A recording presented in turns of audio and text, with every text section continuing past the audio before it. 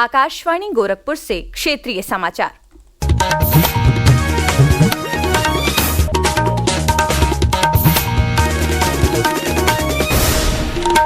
नमस्कार, समाचार बुलेटिन के साथ मैं वैष्णवी त्रिपाठी। मुख्यमंत्री योगी आदित्यनाथ ने युवाओं को सशक्त करने के लिए चलाए जा रहे मुख्यमंत्री युवा उद्यमी विकास अभियान के तहत आज झांसी में झांसी और चित्रकूट मंडल के संयुक्त क्रेडिट बैंक का शुभारंभ किया। इस दौरान उन्होंने युवा उद्यमी विकास योजना के 1070 लाभार्थियों को ऋण भी वितरित किया।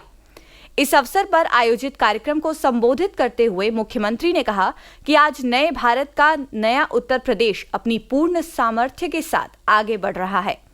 मुख्यमंत्री युवा उद्यमी अभियान की उपयोगिता की जानकारी देते हुए मुख्यमंत्री ने कहा कि इस अभियान का उद्देश्य युवाओं को उद्यमिता से जोड़कर आत्मनिर्भर बनाना है। झांसी में मुख्यमंत्री ने smart city hospital, pathology centre और 4 स्पोक कलेक्शन सेंटर का उद्घाटन भी किया।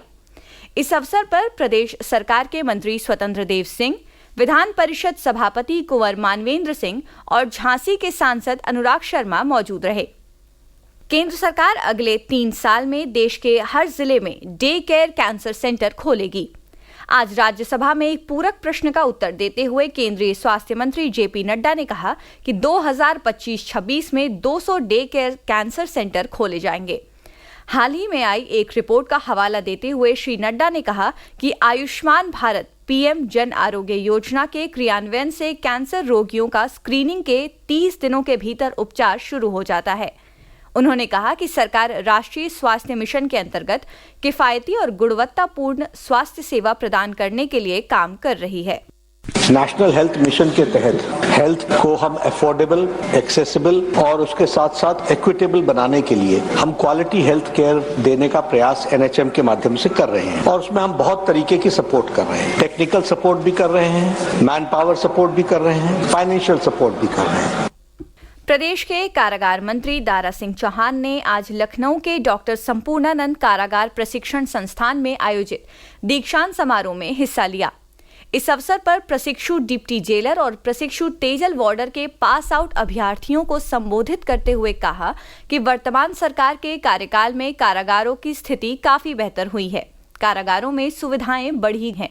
इस दीक्षांत समारोह में प्रदेश के 40 डिप्टी जेलरों और 72 जेल वार्डरों को प्रशिक्षण प्रमाण पत्र दिया गया। मुख्य निर्वाचन अधिकारी नवदीप रिणवा ने प्रदेश के सभी जिला निर्वाचन अधिकारियों को वोटर लिस्ट के लगातार पुनरीक्षण के निर्देश जारी किए हैं।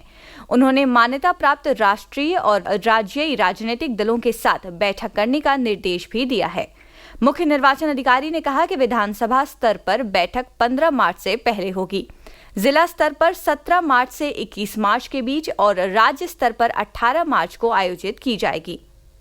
लखनऊ सहित प्रदेश के कई जिलों में बहुत जल्द जमीनों के सर्किल रेट का पुनरीक्षण कराया जाएगा। मुख्य सचिव मनोज कुमार सिंह ने पुनरीक्षण की कार्यवाही को तेज करने का निर्देश दिया है।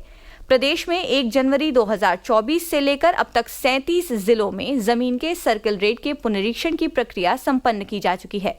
जिन जिलों में वर्षों से पुनरीक्षण प्रक्रिया पूरी नहीं हुई है, उनमें लखनऊ, वाराणसी, गोरखपुर, मेरठ, अयोध्या, प्रयागराज, अंबेडकर नगर जैसे जिले भी शामिल हैं।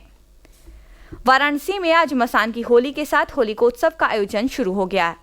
मणिकर्णिका घाट पर इस होली के लिए भव्य आयोजन किया गया, जिसमें जमकर भस्म की होली खेली गई। प्रस्तुत है हमारे प्रतिनिधि की एक रिपोर्ट।